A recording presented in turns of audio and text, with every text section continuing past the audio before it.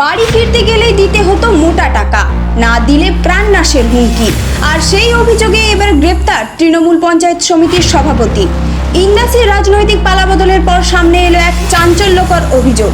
কে এই নেতা, ঠিক কী অভিযোগ উঠছে তার বিরুদ্ধে, জানাবো আজকের এই বিশেষ প্রতিবেদনে। নমস্কার বন্ধুরা, আপনারা দেখছেন voice of Bankura, presented by S sir physics, বাঁকুড়ার নাম্বার 1 ফিজিক্স একাডেমি।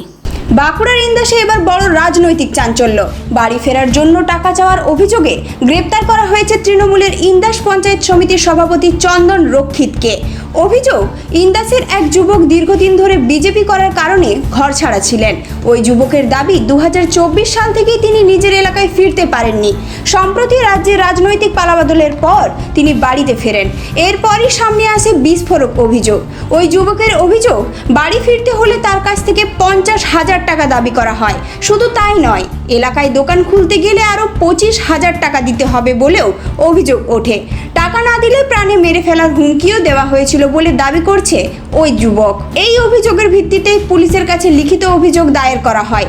আর তারপরই মঙ্গলবার অভিযান চালিয়ে ইন্দাস এলাকা থেকে চন্দন রক্ষিতকে গ্রেপ্তার করে পুলিশ। ঘটনাকে কেন্দ্র করে ইতিমধ্যে শুরু হয়েছে জোর রাজনৈতিক চাপানোত্তর। স্থানীয় সূত্রের খবর, অভিযুক্তকে জিজ্ঞাসাবাদ করে পুরো ঘটনার তদন্ত শুরু করেছে পুলিশ। রাজ্যে রাজনৈতিক পরিবর্তনের পর একের পর এক পুরনো অভিযোগ সামনে আসছে। আর ইন্দাসের এই ঘটনা নতুন করে রাজনৈতিক মহলে তীব্র আলোড়ন ফেলেছে। এখন সবার নজর তদন্তের দিকে।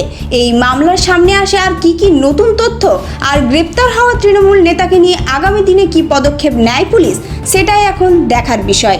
এই ধরনের গুরুত্বপূর্ণ খবর সবার আগে পেতে আমাদের চ্যানেলটি সাবস্ক্রাইব করুন। আর ভিডিওটি শেয়ার করতে ভুলবেন না। আপনার মতামত কমেন্টে জানান। আর লাইক শেয়ার করে ভয়েস অফ বাঁকুড়ার পাশে থাকুন।